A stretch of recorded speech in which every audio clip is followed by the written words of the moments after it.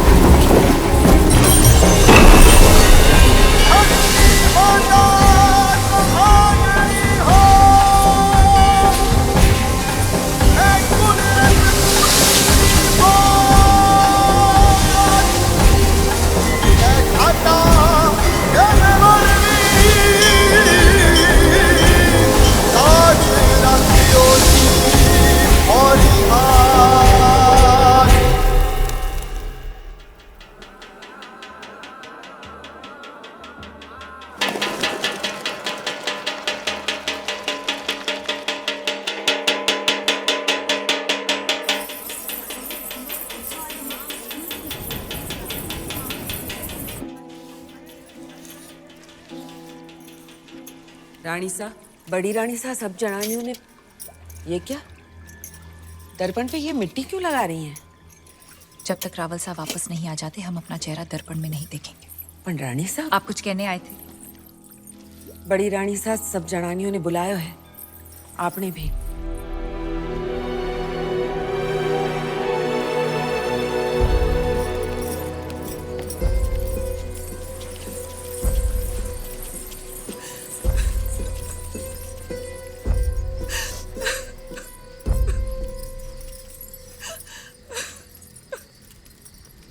आपने हमें बुलाया? बड़ी रानी सा, आपने हमें बुलाया? हमें 2 क्षण रो तो लेने दीजिए। ना आप राजगुरु को देश निकाला देती, ना अलाउद्दीन से जा मिलते, और ना इस सूर्यवंशी चित्तौड़ पर यह ग्रहण लगता। अगर आज हमारे रावल साहब दुश्मन के हाथों में, तो इसमें दोष आपका है, आपके इस रूप का है। और देखने वाले की बुरी नजर का नहीं, उसकी नियत का नहीं है। और उसकी सजा तो मेवाड़ भुगत ही रहा है, पर सजा तो आपको मिलनी चाहिए। पर हुक्म, जिसका दोष ही नहीं उसे क्या सजा देंगे? जहर खिला दें, कुएं में धकेल दें या कारावास में डाल दें? सुल्तान की शर्त मानकर पद्मावती को वहां भेज दिया जाए। बड़ी रानी सा, एक औरत होके आप ऐसा बोल रही हैं? इन्हें वहां भेज दें, सुल्तान के हवाले कर दें? असंभव। अगर ऐसा ना हुआ तो ना रावल सा रहेंगे, ना मेवाड़। बड़ी रानी सा, जो ऐसो बुरो बखत आ भी गयो तो चित्तौड़ की एक एक औरत अपने आत्मसम्मान के लिए कूद जावेगी आग में, जौहर करेगी।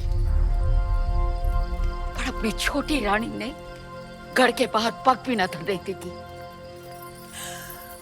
हम आप लोगों को अपना दुख कैसे समझाएं?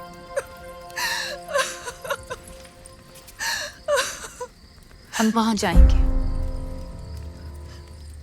ये आप क्या कह रही हैं रानी सा? असुरों का विनाश करने देवी को भी गढ़ से उतरना पड़ा था।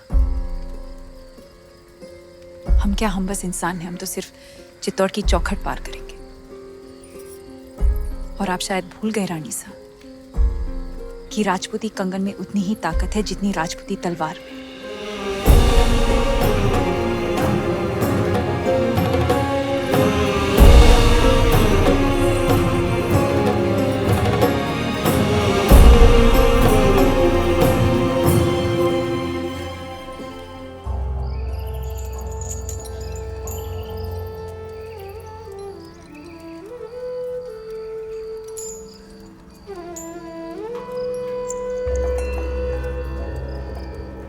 हुकुम, कहा था हमने मेवाड़ को घुटने टेकने पर विवश कर देंगे।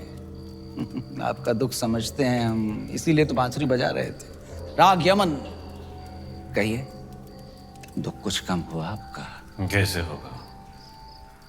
पहले आपके संगीत से चंदन की सुगंध आती थी, और अब दुर्गंध।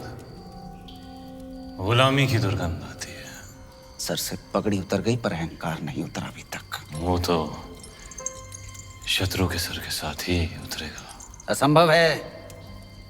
इस समय तो आपकी कुंडली में शनि मंगल दोनों वक्र हैं और उस पर राघव चेतन का चक्र है। सुल्तान के सामने सर तो झुकाना ही पड़ेगा। बजाइए यमन।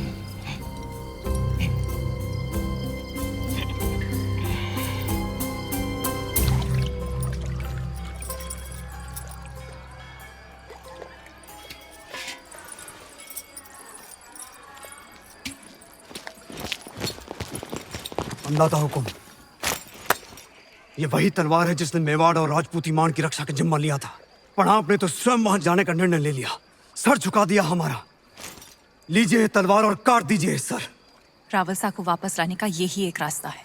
क्या हम सब में इतनी ताकत नहीं कि अपने हुक्म को वापस ला सके, या फिर आपको हमारी तलवार पे भरोसा नहीं रहा? भरोसा है, पर हर युद्ध केवल तलवार से नहीं जीता जाता। इस बार युद्ध नीति से जीतना होगा। हमारी तलवार। भेज दीजिए संदेशा सुल्तान को। हम आपकी बात से सहमत नहीं। एक भाई होने के नाते।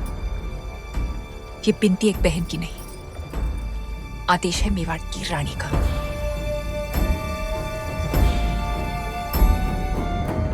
मेवाड़ के महारावल की सलामती के लिए रानी पद्मावती यहाँ आने को तैयार हैं। बधाई हो सुल्तान, आपकी इच्छा पूरी हुई। आगे बढ़ो ब्रह्मचारी। जी, पर उनकी कुछ शर्तें हैं। रानी साहिबा अपनी 800 दासियों के साथ आएंगी। मंजूर है। उनकी व्यवस्था जनान खाने में की जाए जहां कोई मर्द मौजूद ना हो। मंजूर है। आते ही वो रावल जी से मिलेंगी। उनकी रिहाई के बाद ही वो सुल्तान से मुलाकात करेंगी। मंजूर है। और आखिरी शर्त, पर ये तो संभव ही नहीं है सुल्तान। क्या चाहती हैं रानी पद्मावती? लिखा है जब तक राघव चेतन का सर चित्तौड़ नहीं पहुंचता पालकियां नहीं निकलेंगी। मंजूर है। ये तो अन्याय है सुल्तान। मत भूलिए मेरी वजह से आप रानी पद्मावती को हासिल करने जा रहे हैं।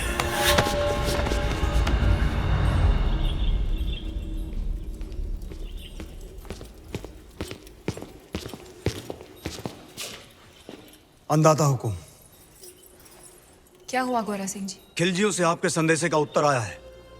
अलाउद्दीन ने आपकी सभी शर्तों को स्वीकार कर लिया है और साथ ही ये भेंट भेजी है।